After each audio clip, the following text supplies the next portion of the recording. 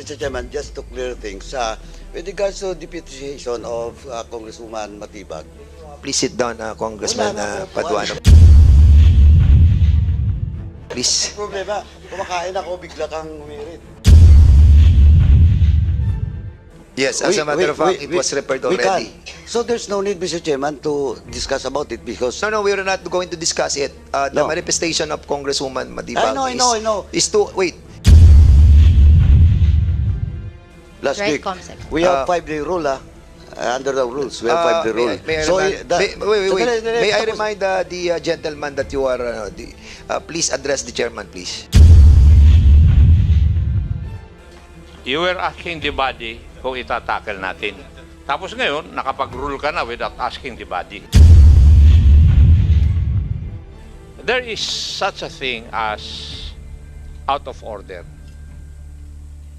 If it is not included in the agenda, even in the floor, and if you tackle that, you are out of order. Mr. Chair, Congressman ACOP, we will not be tackling that resolution right now. That's the reason why I'm asking... Hindi ko naman sinasabi. No. Sandali lang. No, wait. Order.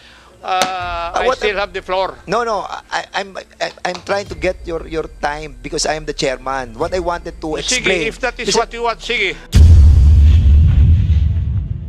Pwede talaga. Somebody has to move. Naipasok mo, then we'll vote if we have a quorum. Di ba? That's why, Mr. Chairman, your ruling should be right after that motion. If ever members... No, I haven't ruled yet. What I'm trying to tell is for her to have a motion. Ang sabi ko kanina... Just only my point. Wait. What I wanted is that, we respect each other. You have your own committees. And I'm following the rules of this Congress, and it's also right that we debate on something, but when the chairman is speaking, respect the chairman, please. We are all co-equal.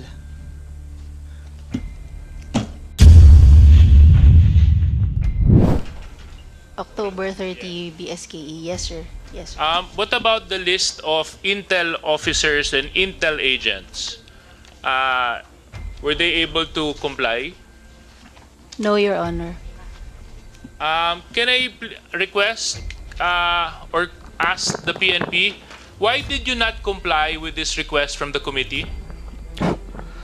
We have a Your Honor, we have a copy last meeting. Hindi lang po namin nayabot, pero yun po yung hawak namin ng mga book-binded na document. Yun po yung listahan. May apology po, hindi ko po nayabot kasi hindi naman po tinanong. Dala nyo rin PD right now? Pero, Dala nyo right now? naiwanan na po, Your Honor. Pero pwede ko pong ipapahabol ko ngayon kasi nakaredy naman po siya. Okay, sige. Please do so, PD. Sige, Mr. Chair. yes, Congresswoman Matibag, please. Mr. Chair, I have here a letter from, it's a deputization letter that coming from Honorable Julian Jevara, the Deputy Majority Leader, that I am being deputized to hear and participate here in the Committee on Public Order and Safety in the bill filed by our Honorable J.J. Suarez, as this is the same bill that I have filed also, which is also happening in my district. I would like to get the permission of the body, Mr. Chair, that I'd be allowed by our members to be part of this committee because, Mr. Chair, I'm thinking, this is the last day of our session for today, and Mr. Chair, if you have heard my privileged speech, pinagbabawalan ako ng PNP namin sa San Pedro na magkaroon ng security from the PNP. It happened also na merong one time na nagsunod sa akin na police just because nakita ako sa fiesta, and then Mr. Chair, the following day, na-relieve na siya sa Binyan. It's so easy for the hepe ng San Pedro to relieve someone just because sumunod lang po sa akin, Mr. Chair. So, in line with this, it's going to be our last day for today, and then we will be having a recess. So, Mr. Chair, as a nanay, I have 3 kids. Mabata pa po yung anak ko. I have 10, 5, and 3 years old. And I am into the safety of my district, of my leaders, my children, and my family, and myself, Mr. Chair. That's why I would like to seek your permission for this. Okay, thank you so much, Congresswoman Matibag. Normally, the procedure that we are following here are first, the resolution that is filed and referred to this committee are given the preferential treatment. But having said that, your issue dwell on the same issue that was filed by Congressman J.J. Suarez. And since can we kindly see your deputization? Can you kindly submit to this committee? So we will be allowing you to be a part of the discussion and the voting process if ever that a voting will be needed because Also, of this Mr. Chair, deputization. But okay, go ahead. We also have the same persons involved. I think the RD, since we are from the same region, our RD here is also part of our investigation. And in that case, we will be asking the body, if your manifestation of trying to include that same issue in relation to the resolution that was filed by Deputy Speaker J.J. Suarez to be laid on this committee. So, what's the pleasure of the body? So, there is a manifestation of our good congresswoman from First District that her issue on her privileged speech be a part of the discussion of the resolution of Congressman J.J. Suarez. So that's the issue that we have to settle. Chairman? Yes, sir. Mr. Chairman, just to clear things, with regards to deputization of Congresswoman Matibag, Please sit down, Congressman Paduano, please. problema, kumakain ako, bigla kang umirit. Yeah. Chairman, thank you. Chairman ACOP, thank you. Maraming utang to kay Chairman ACOP. Anyway, Mr. Chairman, with regards to the deputization Order, of, please. Okay, go ahead. Congresswoman Matibag, of course, it's the right of the Deputy Majority Leader to deputize. Now, he has all the authority and the right, especially during voting. Now, with regards to the issue being raised by Congresswoman Matibag on her privilege speech, am I correct? Privilege speech? Yes, Mr. Chair. That is not a resolution. That is not a reso filed by you. Privilege speech. Now, unless otherwise, Mr. Chairman, the privilege speech of the Honorable Matibag was referred to this committee. It was, sorry. Yes, as a matter of fact, it was referred already. So there's no need, Mr. Chairman, to discuss about it because... No, we are not going to discuss it. The manifestation of Congresswoman Matibag I know. is to allow this body to tackle that on the next hearing. Not now.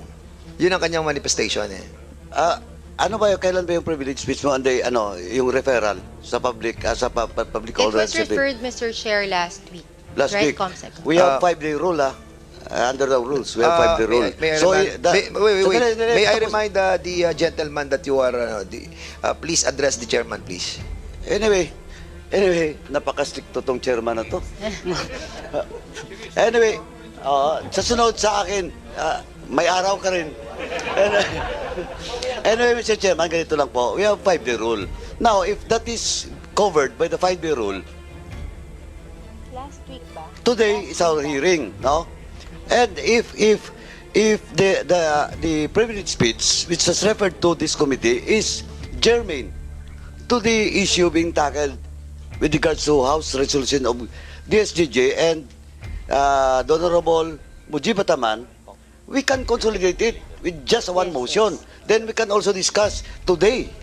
So, Today. Congresswoman Ann Matibag, a while ago you have this manifestation of your privilege speech to be a part of the discussion based on the resolution of Congressman Suarez. Now, I think the good gentleman from hindi, ano niya? Party. Abang Lingkod Party List wanted you to have a motion for this committee to act on it. Go ahead, Mr. Chairman, Congresswoman. sandali po. Yes, Congressman Comsec has Paduano. clarified. Yes, Comsec. Pasok ba doon sa 5-day rule? 5-day. I think Five Concept, it calendar. was referred to the committee, the privilege speech. Yes, pasok naman na Congressman Paduano. So Congressman Robert Ace Barbers is acknowledged, sir. So Congresswoman Matibag, you are recognized. Go ahead. Yes, Congressman Ako, please.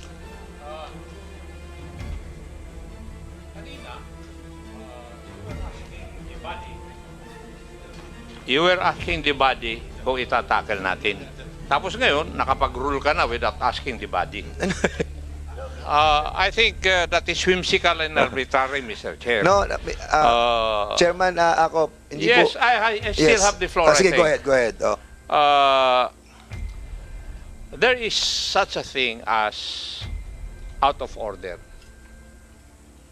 If it is not included in the agenda, even in the floor, and if you tackle that, you are out of order. Mr. Chair, Congressman Akop, we will not be tackling that resolution right now. That's the reason why I'm Hindi ko asking. naman sinasabi. Sandali lang. No, Patapusin mo kasi Order, ako eh. order. I still have the floor. No, I'm trying to get your time because I am the chairman. What I wanted to Sige, explain. if that is what you want, sige. Mr. Chairman, what I'm trying to point out is that a while ago, Congresswoman Matibag was implying through her manifestation that he wanted to include her privilege speech on the discussion of the resolution. But I tried to put it on the floor by having the body to act on it. But we will not be discussing the merit of the privilege speech right now. What I'm trying to say with the indulgence of Congressman Akop is that the approval of the body that we will be including her privilege speech on the next hearing. No, Mr. Chairman, ganito lang po. Chairman. Before Can I be I recognize you, Congressman Paduano, may I be allowed to acknowledge the presence of Congressman Ruel Peter Gonzaga. Now you are recognized. Thank you, Chairman. Mr. Chairman, ganito lang po. Sinabi ko, I have already established, if that privilege speech was referred to this committee, pasok dun sa 5-day rule natin, 5 calendar day rule, pwede talaga. Somebody has to move, na ipasok mo, then we'll vote if we have a quorum. Di ba? That's why, Mr. Chairman, your ruling should be right after that motion. If ever members No, will... I haven't ruled yet. What I'm trying to tell is for her to have a motion. And then Ang sabi ko that's kanina, only my point. wait. What I said was, because manifestation yon, now I'm trying to tell to change it to a motion. Hindi po ako nag-rule, Congressman Paduano. What I'm trying to tell is to change the manifestation to a motion. Pasok. Oh, so motion, please. Mr. Chair, I may move to be included in the hearing of the resolution Respect the chairman, please. directing the appropriate House Committee to conduct an inquiry in aid of legislation. Wait for a while. What I wanted is that we respect each other. You have your own committees, and I'm following the rules of this Congress, and it's also right that we debate on something, but when the chairman is speaking, respect the chairman, please. We are all co-equal. Go ahead, Congresswoman Matib. Mr. Chair, I move that in the case of my district, I may be included in the House resolution directing the appropriate House Committee to conduct an inquiry in aid of legislation of violence, harassment, intimidation, and other criminal acts committed before, during, after the conduct of the 2023 Barangay and Sangguniang Kabataan elections. I so move, Mr. Chair. Oh, there's a motion for the Second. inclusion of the issue of the privileged speech on the discussion of the resolution filed by Congressman J.J. Suarez. Second Any second the motion, Mr. Chair. motion? Gili seconded. Any objection? Hearing none, the said motion is now approved. Okay, we'll be proceeding to the next. Mr. Chair? Yes, Congressman. While we're on the matter of Okay. administration and since there was raised yung point po ng resource persons, I'd like to go back po on the issue that we had earlier. For the information of the body, we have 3 pending resource persons who have not replied to the invitation of the committee. And thus, Mr. Chair, I think it would be appropriate as per our protocol, kapag po hindi po sila sumasagot, is that we issue a show cause order. So with that, Mr. Chair, I move that we issue a show cause order for Ms. Amelia Sobreñas, Mr. Cesar Zirago, and Mr. Christian Alcara. Okay, there's a Mr. Chair. motion to issue a show cause order to the following person. Amelia Sobrapiñas, Sobrapiñas, Mr. Cesar Rago, and Christian Alcala. Is there a second motion? Second, Mr. Chair. There's a second motion. Any objection? Hearing none, the said motion is now approved. The COMSEC is hereby directed to issue a show cause order to those people.